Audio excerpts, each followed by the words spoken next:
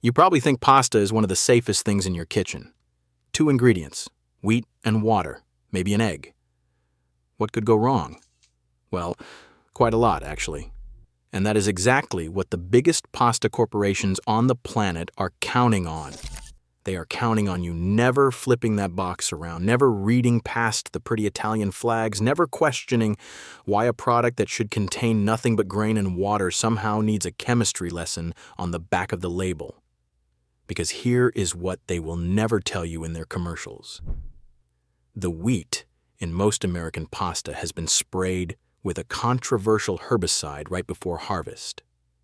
The FDA allows a specific number of insect fragments in every single box you buy. And some of the most Italian-looking brands on your grocery shelf have never been anywhere near Italy. This is not speculation. This is documented in federal regulations, laboratory testing, class action lawsuits, and criminal fraud investigations that most consumers will never hear about. So today, we are counting down 15 pasta brands and industry practices you need to be aware of, followed by 5 rules to protect yourself and 5 brands that actually deserve a spot in your pantry. Let us get into it. Number 15, great value spaghetti from Walmart. We are starting with the pasta that more Americans probably eat than any other, and most of them have no idea what they are actually getting. Great value is Walmart's store brand. It is dirt cheap.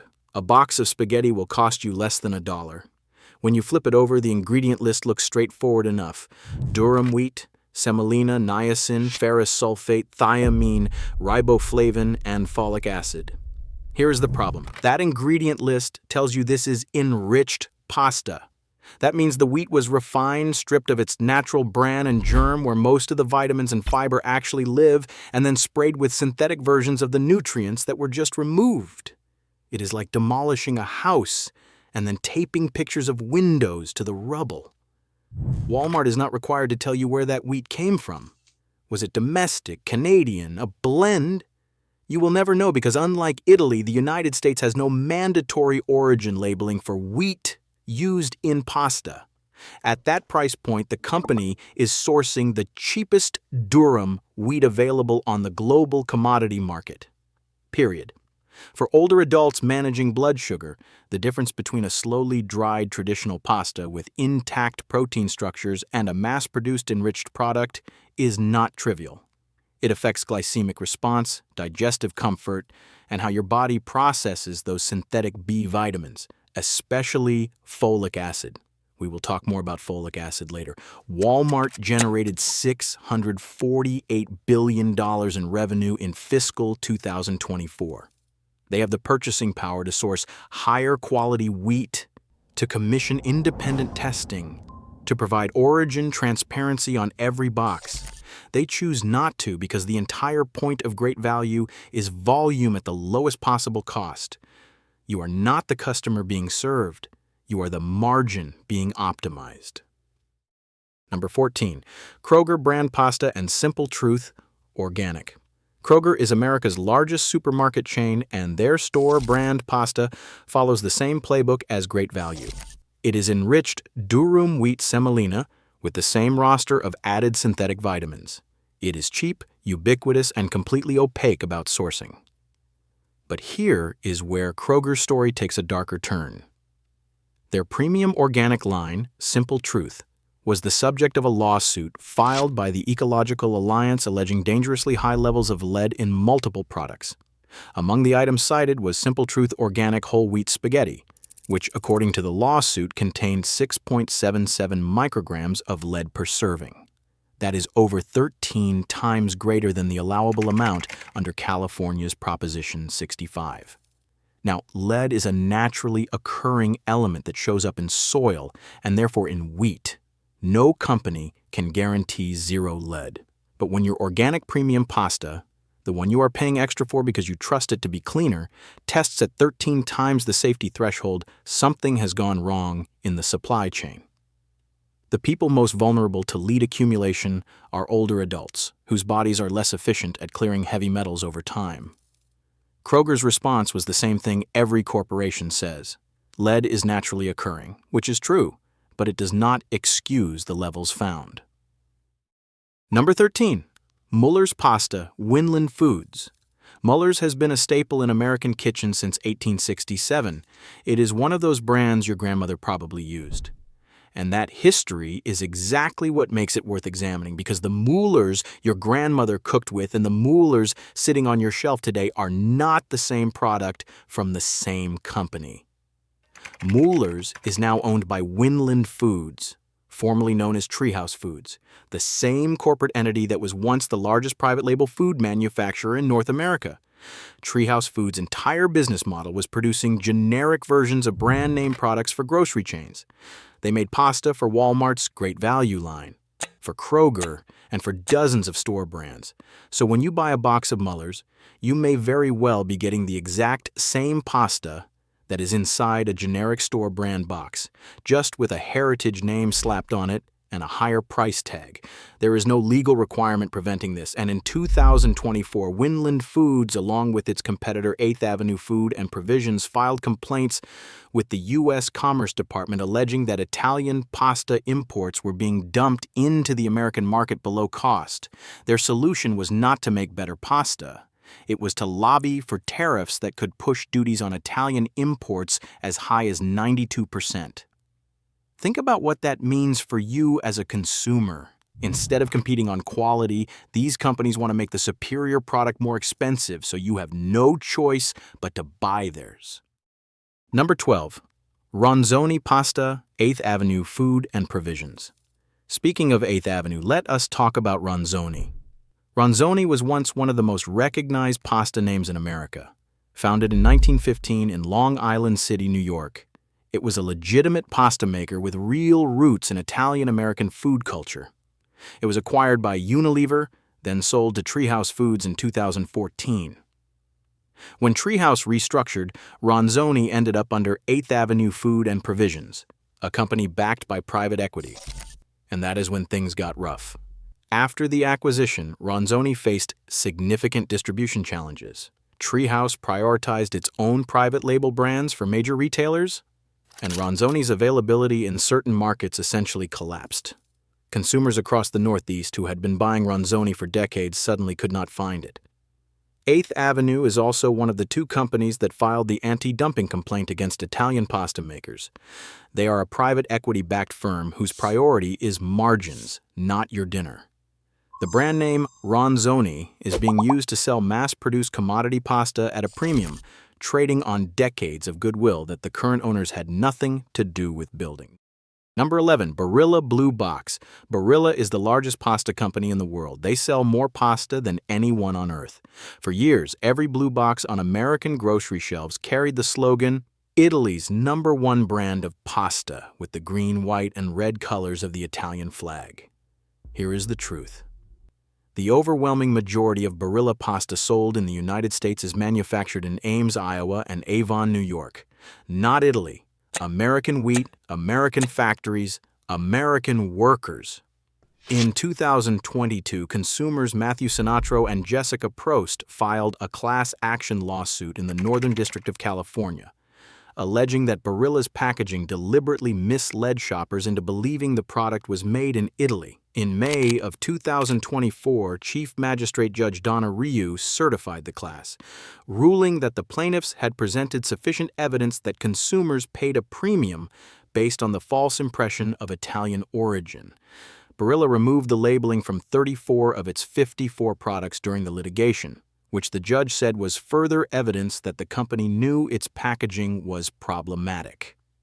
A parallel class action was filed in Quebec, Canada, where Barilla faces similar allegations. The pasta itself, made from enriched semolina in American factories, is a perfectly average commodity product. You should not be paying an Italian premium for it. This is not a fringe concern.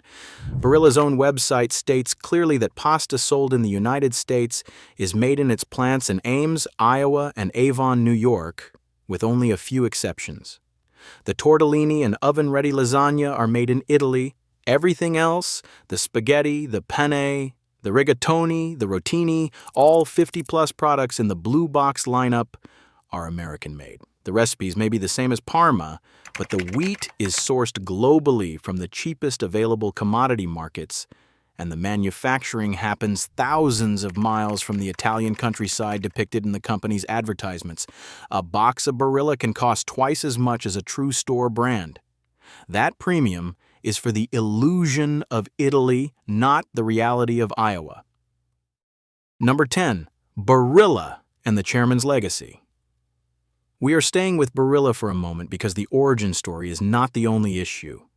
In September of 2013, Barilla chairman Guido Barilla went on Radio 24, one of the country's most listened to programs, and declared that he would never feature a gay family in his company's advertisements because the brand supports the traditional family. He then added that if gay customers did not like it, they could eat another brand of pasta. The backlash was immediate and global. Gilead called for a boycott. Harvard University pulled Barilla products from its dining halls. Bertolli, a competitor, ran advertisements declaring love and pasta for all. Barilla dropped 21 spots on the Reputation Institute's annual corporate ranking. Now, to be fair, Barilla subsequently undertook a significant corporate turnaround. They hired a chief diversity officer, expanded transgender health benefits, and earned perfect scores on the Human Rights Campaign's Corporate Equality Index for 5 consecutive years. Guido Barilla issued multiple video apologies. Whether that rehabilitation is genuine or market-driven is for you to decide. But the incident reveals something important about Barilla as a company. Decisions that affect millions of consumers were made by one family member on a radio show because the Barilla siblings own 85% of the company's shares. That kind of concentrated, unaccountable power should give any consumer pause, regardless of which way the politics cut. If you are finding this helpful, stay with me. We are only getting started. The next 5 brands involve criminal fraud investigations, deadly outbreaks, and a chemical loophole that affects every single box of enriched pasta in America. You do not want to miss this. Number 9. D.A. Cecco. De Cecco is the 3rd largest pasta manufacturer in the world. Those royal blue boxes with the peasant woman holding wheat sheaves have been a premium fixture in American grocery stores for decades. You pay more for De Cecco because you believe you are getting authentic Italian quality, made the traditional way with the finest wheat. However, Filippo Antonio De Cecco, the company's leader, was forced to stand trial at the court of Chieti in Italy for commercial fraud related to the origin of the wheat used in their pasta. The investigation revealed staggering allegations. According to court documents and reporting by the Italian food investigation outlet Food Times, De Cecco allegedly had executives falsify the origin of nearly 5,000 tons of low-quality French wheat, relabeling it as Apulian, a premium Italian growing region. The company also allegedly purchased approximately 30,000 tons of North Dakota wheat, while advertising origins of Italy, Arizona, and California on its labels. The preliminary investigation judge found sufficient evidence to order a forced indictment, meaning the judge overruled the prosecutor's initial motion to dismiss because the evidence was too substantial to ignore. De Cecco's own warehouse management software had no coding system for California wheat, despite the company claiming to use it on labels and in television advertisements. Additionally, De Cecco reportedly agreed to use semolina of unknown origin produced by outside suppliers, directly contradicting the company's heavily marketed De Cecco method, which boasts exclusive use of semolina milled in-house from carefully selected grains. The alleged criminal acts date back years. When a journalist at Food Times reported on the investigation, De Cecco filed a complaint alleging defamation and, remarkably, stalking against the reporter. Legal observers described the complaint as unprecedented in Italian journalism. You are paying a premium for an Italian name. What is actually in the box may be a very different story. Number 8. Buitoni, Nestlé. Buitoni is one of the oldest pasta brand names in Italy, dating back to 1827. Today it is owned by Nestlé, the largest food corporation on the planet, with annual revenues exceeding $90 billion. In 2022, Buitoni became the center of the largest outbreak ever documented in France. 56 confirmed cases were linked to Buitoni-branded Freichup frozen pizzas, with a median patient age of just 6 years old. 50 children developed hemolytic uremic syndrome, a devastating form of kidney failure. 2 children died. 2 others suffered severe lifelong complications. Nestlé France and its subsidiary Société des Produits Alimentaires de Caudry now face criminal charges of involuntary manslaughter and endangering others. The investigation revealed the most likely source of contamination was flour used on the production line, and that Buitoni had reportedly stopped using heat-treated flour, which kills bacteria, sometime in 2021, the year before the outbreak. A former employee provided video to French news channel BFM TV, appearing to show serious hygiene shortcomings at the Caudry plant. Nestlé's CEO dismissed the footage as old pictures from 2020 that were not representative, but the factory was ultimately shut down in March of 2023. This matters for the Buitoni pasta products still on American shelves because it reveals the food safety culture within the parent company. When Nestlé acquired Buitoni, it was buying a storied Italian name. But the manufacturing decisions, the cost-cutting on flour treatment, the factory conditions, those were Nestlé's choices, and they cost children their lives. Nestlé's own internal investigation concluded the most likely source of contamination was flour used on the production line. Remarkably, this was not the first time Nestlé faced a flour contamination crisis. In 2009, in the United States, nearly 80 people were poisoned by E. coli in Nestlé Toll House cookie dough, and flour was identified as the likely culprit in that case, too. The same parent company, the same type of raw dough product, the same pathogen pathway, 13 years apart. Nestlé reached a compensation settlement with 63 victims and their families in 2023, but the criminal proceedings continue. The factory was sold to Italian pizza maker Italpizza, which pledged €12 million to modernize the facility. The Buitoni brand continues to operate under Nestlé, selling products globally, including pasta products in the American market. Number 7. Kraft mac and cheese. We need to talk about the blue box found in nearly every American pantry with children in the house, and in many pantries without them. Kraft macaroni and cheese is not pasta in any traditional sense. The ingredient list on the standard version lists an enriched macaroni product, followed by a cheese sauce mix that contains whey, milk fat, milk protein concentrate, salt, sodium tripolyphosphate, citric acid, lactic acid, sodium phosphate, calcium phosphate, yellow 5, yellow 6, enzymes, and cheese culture. Yellow 5 and yellow 6 are synthetic petroleum-derived dyes that are banned or that require warning labels in the European Union because of concerns about behavioral effects in children. Kraft reformulated its European products years ago to remove these dyes, replacing them with paprika and annatto. The American version still contains them because the FDA has not required the same warnings. This product is marketed heavily to children and families, sold as a quick weeknight dinner, and it contains synthetic dyes that the same company voluntarily removed from the same product in other countries because those countries demanded it. For older adults, the sodium content alone is concerning. A single prepared serving contains over 570 milligrams of sodium, and most people eat well beyond a single serving. Combined with the synthetic phosphates used as emulsifiers, and with research that links those additives to cardiovascular stress and increased kidney burden, this is not a product that belongs in anyone's regular rotation, especially seniors managing blood pressure or kidney function. Kraft Heinz generated over $25 billion in net sales in 2023. They have the resources and the formulation expertise to make a cleaner product. They proved it by doing exactly that in Europe. As long as American regulators do not require the same standards, the American consumer gets the inferior version, same brand, same box, different respect for your health depending on which side of the Atlantic you live on. Number 6. The enrichment machine, industry-wide. This is not about one brand. This is about a regulatory decision made in 1998 that affects virtually every box of conventional pasta on American shelves.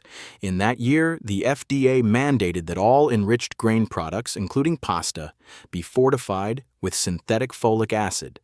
The intention was noble. Folic acid deficiency in pregnant women was causing neural tube defects in newborns, and fortifying the food supply was the most efficient way to reach women before they even knew they were pregnant. It worked. Neural tube defects dropped significantly, but here is what they did not anticipate. Folic acid is the synthetic form of folate, a naturally occurring B vitamin found in leafy greens and legumes. Your body processes them differently. Natural folate is readily absorbed. Synthetic folic acid must be converted by an enzyme called MTHFR, and an estimated 30 to 40% of the population carries genetic variants that impair this conversion. For these individuals, unmetabolized folic acid can accumulate in the bloodstream. Researchers at the University of Toronto have raised concerns about excessive folic acid intake, noting that animal studies show folate can alter gene transcription during development. A serving of enriched pasta, a bowl of fortified cereal, a slice of enriched bread, and a multivitamin can push a person well beyond the tolerable upper limit without them realizing it. And here is the cruel irony for older adults. Excess folic acid can mask the symptoms of vitamin B12 deficiency, a condition that becomes increasingly common with age. The standard diagnostic test for B12 deficiency looks for a type of anemia that folic acid supplementation corrects, essentially hiding the red flag. Meanwhile, the underlying B12 deficiency continues to cause nerve damage, cognitive decline, and balance problems. Every major American pasta brand uses enriched flour. Barilla, Ronzoni, Muller's, Great Value, Kroger, all of them. European pasta, by contrast, is generally not fortified because the European Union has not mandated it. This is one of the reasons many Americans report feeling better when they eat pasta abroad. It may not be the gluten. It may be the folic acid. The FDA requires enriched grain products to contain specific levels of iron, thiamine, riboflavin, niacin, and folic acid. But here is what they do not require. They do not require manufacturers to disclose that these nutrients are synthetic. They do not require any warning about MTHFR gene interactions. And they do not require any upper limit warning on packaging despite the known risks of excessive intake. If you eat enriched pasta for dinner, enriched bread at lunch, fortified cereal at breakfast, and take a daily multivitamin, you could easily consume 3 to 4 times the tolerable upper limit for synthetic folic acid without knowing it, and the people most at risk from this silent accumulation are not pregnant women. They are older adults whose B12 status should be monitored carefully and whose anemia diagnostics can be directly compromised by excess folic acid in the diet. Number 5. Store brand Italian-style pasta, multiple retailers. Target's Good and Gather, Aldi's Regano, Costco's Kirkland, Trader Joe's House Brand, Amazon's Happy Belly. Every major retailer now sells its own pasta line, and most of them use packaging that leans heavily on Italian visual cues, red, white, and green color schemes, cursive fonts, images of Tuscan hillsides. Sometimes the word artisan or traditional appears. None of these terms are legally regulated by the FD in the context of pasta. There is no federal definition of artisan pasta. There is no standard for traditional pasta. Any manufacturer can use these words on any product without meeting any specific production criteria. Most of these store brands are produced by the same handful of contract manufacturers. Treehouse Foods, now split into Winland Foods and other entities, historically produced pasta for dozens of private label brands simultaneously. The pasta inside a Good and Gather box and a Great Value box could literally come from the same production line on the same day, with different packaging applied at the end. You are not choosing between 15 different pastas at the grocery store. You are choosing between 15 different boxes wrapped around what may be 3 or 4 identical products. And here is the part that should really bother you. When Italian imports genuinely offer better quality at competitive prices, the American manufacturer's response is not to improve their product. It is to petition the government for protection. In 2024, 8th Avenue and Winland Foods filed anti-dumping complaints that resulted in the U.S. Commerce Department proposing tariffs as high as 107% on Italian pasta imports. If these tariffs take full effect, the authentic Italian pasta that many Americans prefer will become prohibitively expensive, leaving consumers with fewer alternatives to domestic commodity products. The message from American pasta manufacturers is clear. If they cannot compete on quality, they will use trade policy to eliminate the competition. Number 4. Gluten-free pasta brands. If you have switched to gluten-free pasta for health reasons, you need to hear this. Testing by moms across America in 2024 found that Bonza chickpea pasta, one of the most popular gluten-free brands in America, contained 2,837 parts per billion of glyphosate. The testing laboratory reported this was the highest amount of glyphosate they had ever recorded in human food. Glyphosate is the active ingredient in Roundup, classified by the International Agency for Research on Cancer as a probable human carcinogen. The manufacturer Bayer, which acquired Monsanto, has lost multiple jury verdicts to plaintiffs who claimed Roundup caused their cancers. Research published in Science Daily found that 54% of human intestinal bacterial species are potentially sensitive to glyphosate, even at small concentrations. How does glyphosate get into chickpea pasta? The same way it gets into conventional wheat pasta. Farmers spray it on crops just before harvest as a desiccant, a drying agent that makes the crop easier to process. This pre-harvest application means the chemical is applied at the moment of maximum absorption into the grain or legume. To their credit, Bonza subsequently had all farming partners pledge to eliminate desiccant use, and their products earned CleanScan certification showing non-detectable pesticide levels.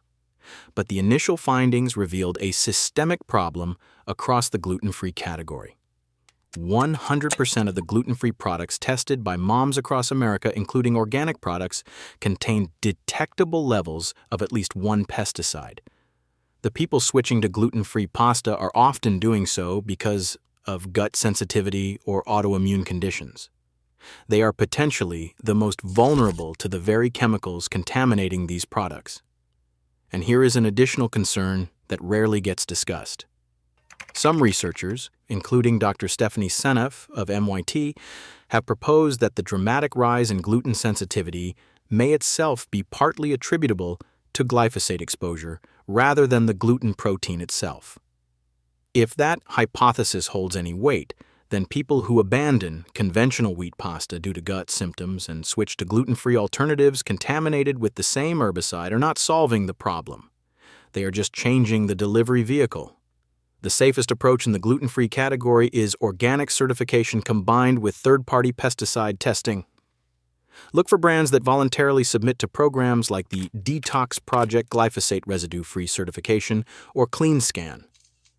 If a company is not testing, you have no way of knowing what is in the product. Number 3. Canadian wheat pasta brands. This entry is about a practice, not a single brand, but it affects Barilla, Cecco, Muller's store brands, and essentially any pasta made with wheat imported from Canada. Italy imports over 2 billion pounds of durum wheat from Canada each year. The United States imports significant quantities as well. Canadian wheat farming relies heavily on a practice called pre-harvest desiccation, which means spraying glyphosate directly onto the wheat crop in the days before harvest to dry it down uniformly. Testing by the Italian food magazine Il Salvagente found glyphosate residues in 7 of 20 Italian spaghetti brands tested. The brands that tested positive, including Divella, Garofalo, and Rumo, were almost all made with wheat sourced from outside Italy, most likely Canada. In 2018, Italy actually reduced its durum wheat imports from Canada to 2.2 million pounds due to glyphosate concerns. By 2024, imports had surged back above 2 billion pounds. The economics won. Canada's largest agribusiness, Richardson International, announced it would no longer accept oats sprayed with glyphosate before harvest. No similar ban exists for wheat destined for pasta production. The European Union has banned the use of glyphosate as a pre-harvest desiccant, which means farmers cannot spray it directly on food crops before harvest. but the European Union still allows glyphosate as a general herbicide. Researchers have estimated that banning pre-harvest desiccation alone would reduce glyphosate exposure from food consumption by 80%. American consumers have no way of knowing whether the pasta they are buying was made with desiccated wheat. It is not on the label. It is not required to be disclosed. Most manufacturers will not tell you even if you ask. The Swiss consumer magazine K-Tip analyzed 18 brands of pasta for glyphosate and other pesticides and found that only 5 were completely clean. All 5 were organic. Of the conventional brands, multiple samples contained a cocktail of low-level residues, including not just glyphosate, but also pyramifos methyl, an insecticide that is toxic to bees and aquatic organisms. While individual levels were below regulatory limits, the cumulative exposure across multiple daily food sources is what concerns researchers. For someone eating pasta 3 or 4 times a week for decades, that cumulative load is not theoretical. It is the reality of how older Americans eat. Number 2, the insect and rodent allowance. This one is going to be difficult to hear, but you deserve to know. The FDA publishes a document called the Food Defect Action Levels Handbook. It sets specific thresholds for how much contamination food can contain before the agency considers it adulterated. These are not targets, they are ceilings. This is the point at which the FDA will actually take enforcement action. For wheat flour, the defect action level is 75 insect fragments per 50 grams. That is roughly a quarter cup of flour. 75 fragments of insects, including legs, heads, wings, and body parts, are permitted before the FDA considers the product contaminated enough to remove from the market. For macaroni and noodle products, insect fragments and rodent hair are listed as allowable defects. The FDA classifies them as aesthetic concerns, not health hazards. Now, to be fair, achieving zero contamination in agricultural products is genuinely impossible. Insects are present in fields. Rodents are present in storage facilities. Some level of incidental contamination is unavoidable in any food system that feeds 330 million people. But 75 fragments per 50 grams is not a token amount. The brands with the cheapest sourcing, the fastest production lines, and the least rigorous quality control are the ones most likely to be approaching those limits.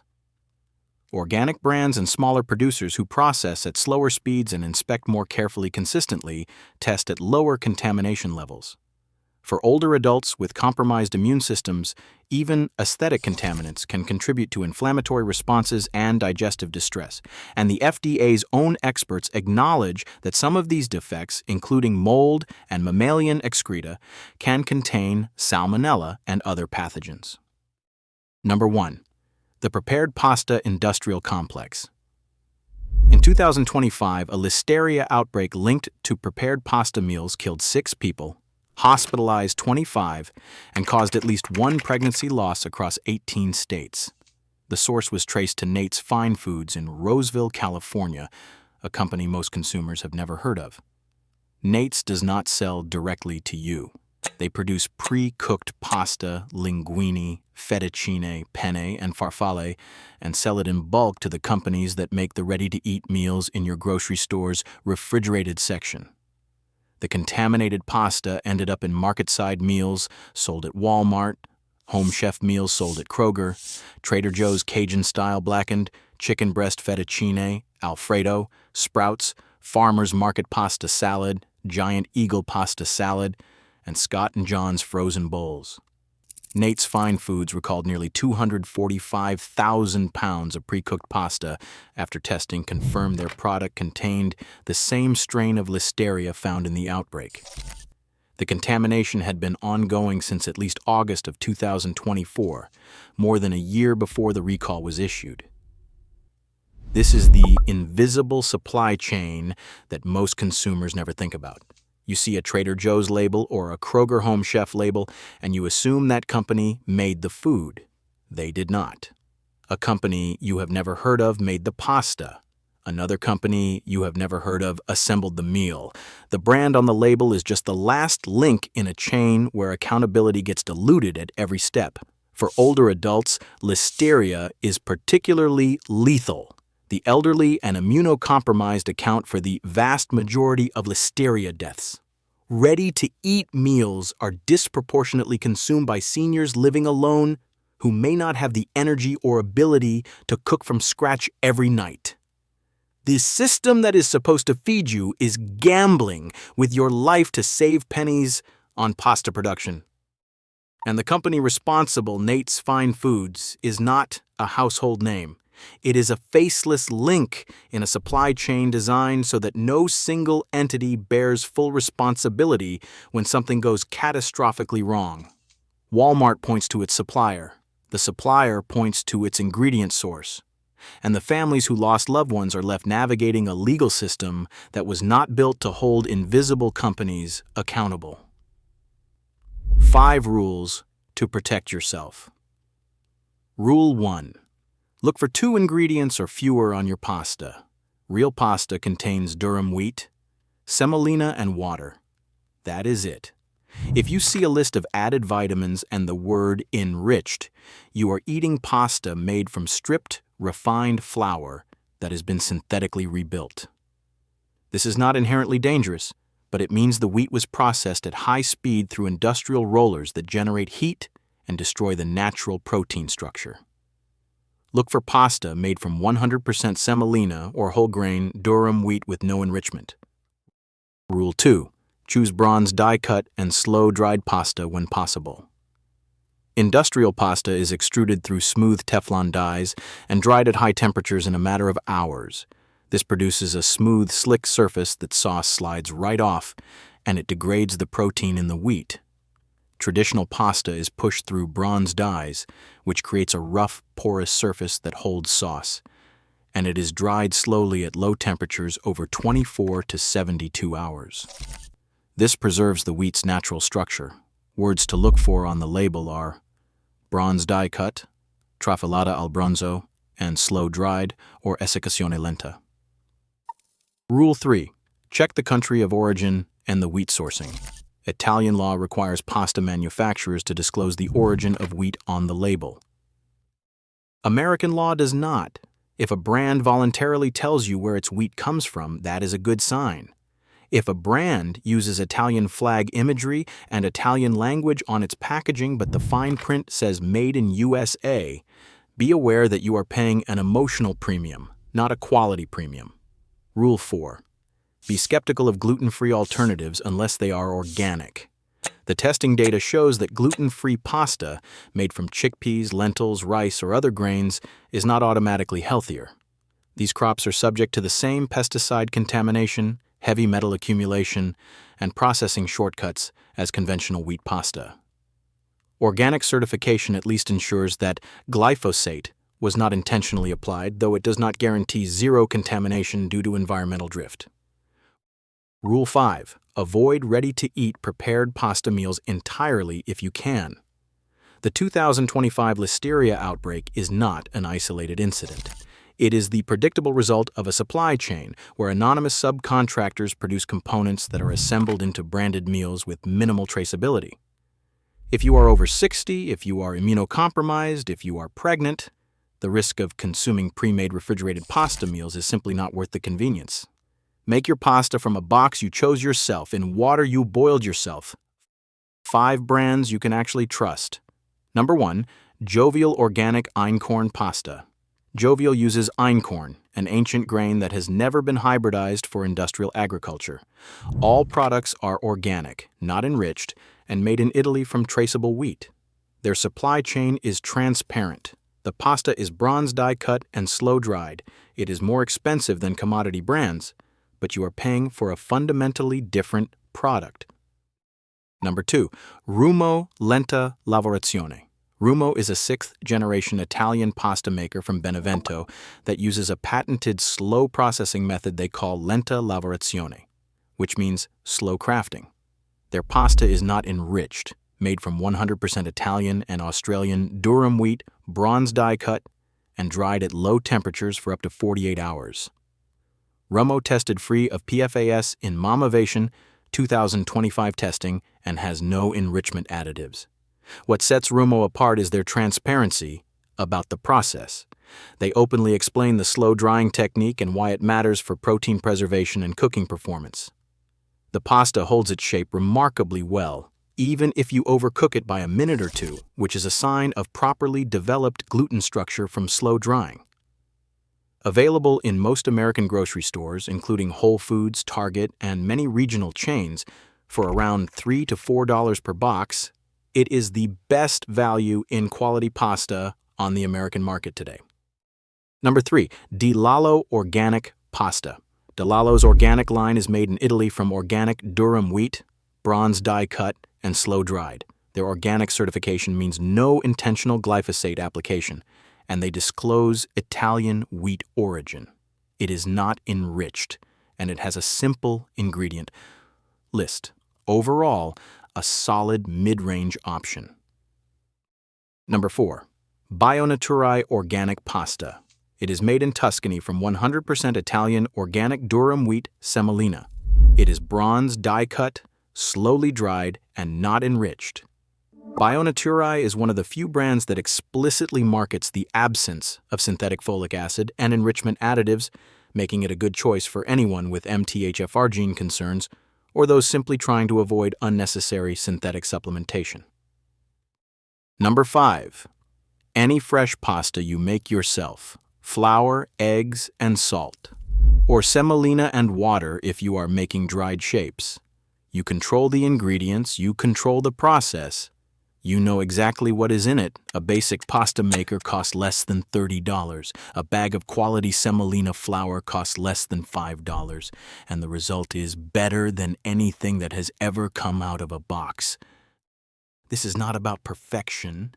It is about awareness.